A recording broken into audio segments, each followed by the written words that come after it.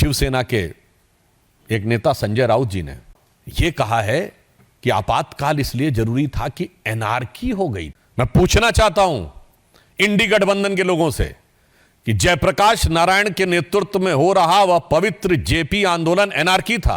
मैं लालू प्रसाद यादव जी से पूछना चाहता हूं, अखिलेश यादव जी से पूछना चाहता हूं कि आपके पिताजी मुलायम सिंह यादव जी एनार्की के हिस्से थे। भारत के इतिहास में एक ही उदाहरण है जब किसी प्रधानमंत्री को चुनावी धांधली और चुनाव में भ्रष्टाचार का दोषी पाया गया। आज शिवसेना के एक नेता संजय राउत जी ने यह कहा है कि आपातकाल इसलिए जरूरी था कि एनार्की हो गई थी। मैं पूछना चाहता हूं इंडी गठबंधन के लोगों से कि जयप्रकाश नारायण के नेतृत्व में हो रहा वह पवित्र जेपी आंदोलन एनार्की था।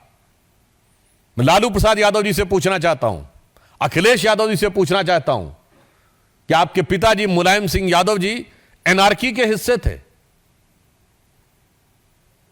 सत्ता लोलुपता में आज अपने ऊपर आप अराजकता का स्टैंप भी लगाने को तैयार हो गए।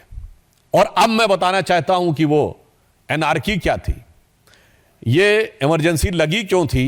भारत के इतिहास में एक ही उदाहरण है जब किसी प्रधानमंत्री को चुनावी धांधली और चुनाव में भ्रष्टाचार का दोषी पाया गया।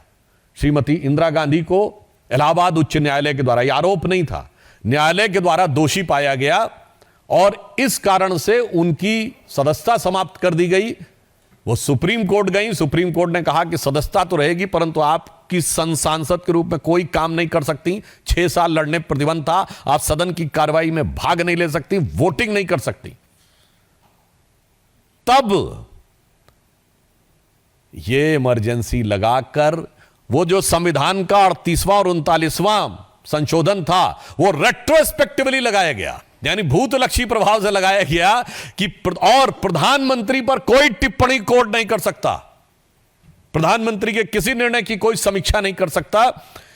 इसलिए संविधान की उस घनघोर और दुर्दांत हत्या की स्मृति के लिए यह आवश्यक है। और यह क्यों हुआ यह भी मैं बता देता हूं। ऐसा नहीं कि सब कुछ सिर्फ 1975 में हुआ, उससे पहले। और मैं एक और आज एक गंभीर सवाल करना चाहता हूं।